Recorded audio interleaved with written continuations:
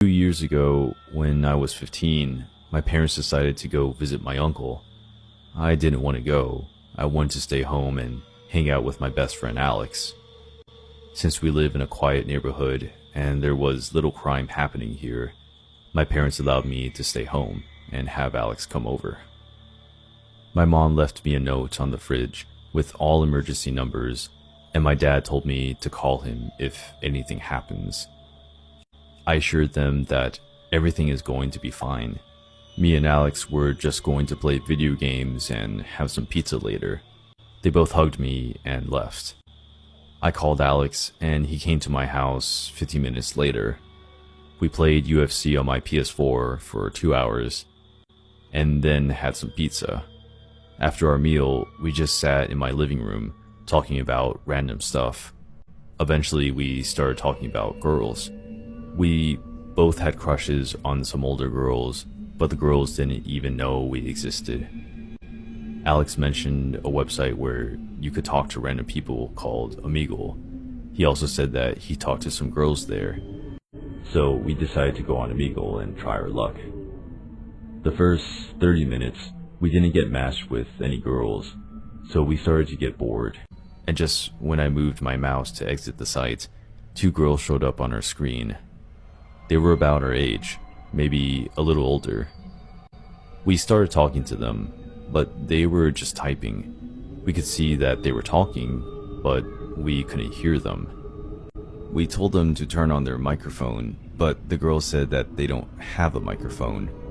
We continued talking to them.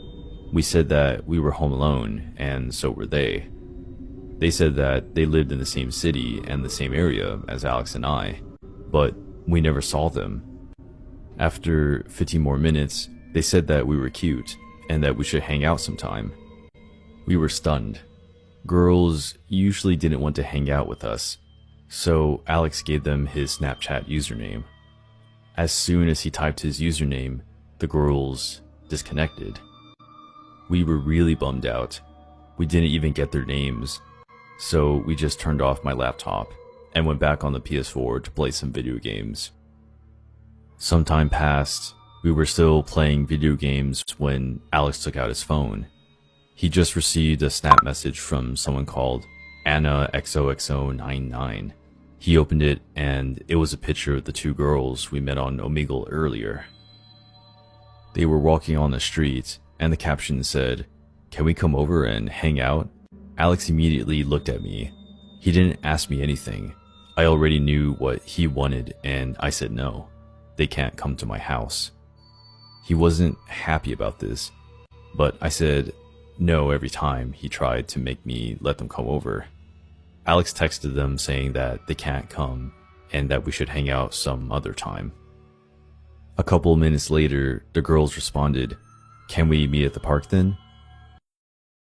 Alex asked me if I wanted to go to the park. It was only 10 minutes of walking from my house, and I said no. He called me a pussy and said that he was going with or without me. Maybe he was right. Maybe I am a pussy. Am I going to pass on an opportunity like this? I looked at my watch. It was 10:30 p.m., so it wasn't that late, and my dad's friend lives right next to the park, so I thought it was okay.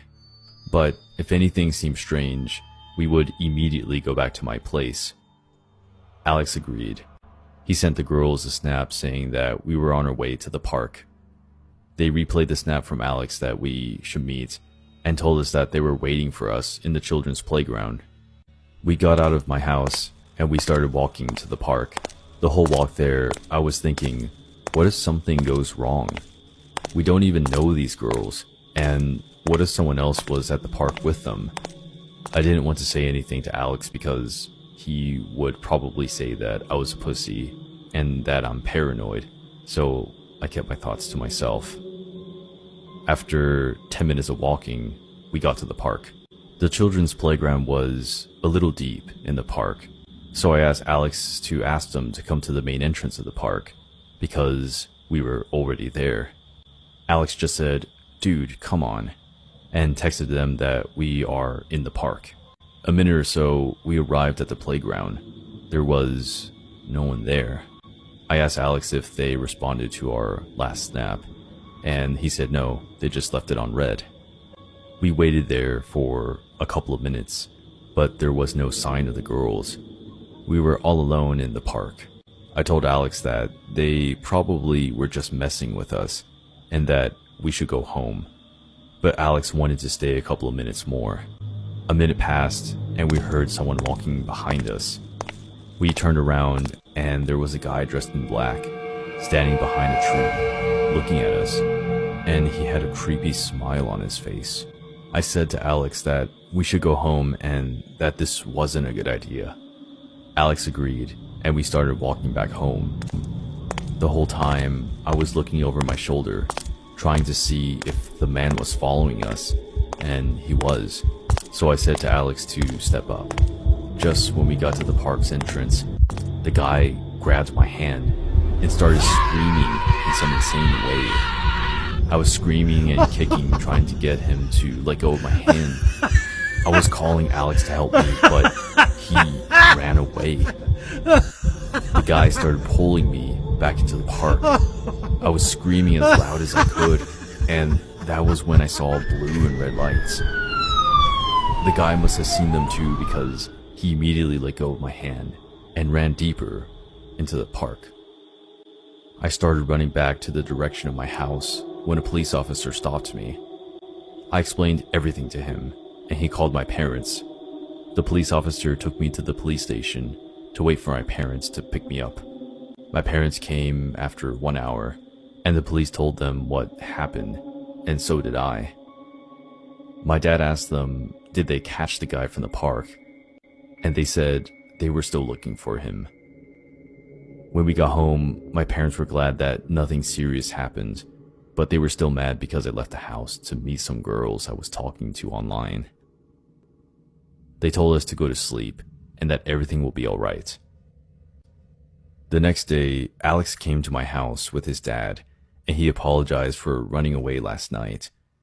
He also said that when he got home, he opened his Snapchat and there was no sign of Anna XOXO99, and it was like she never existed.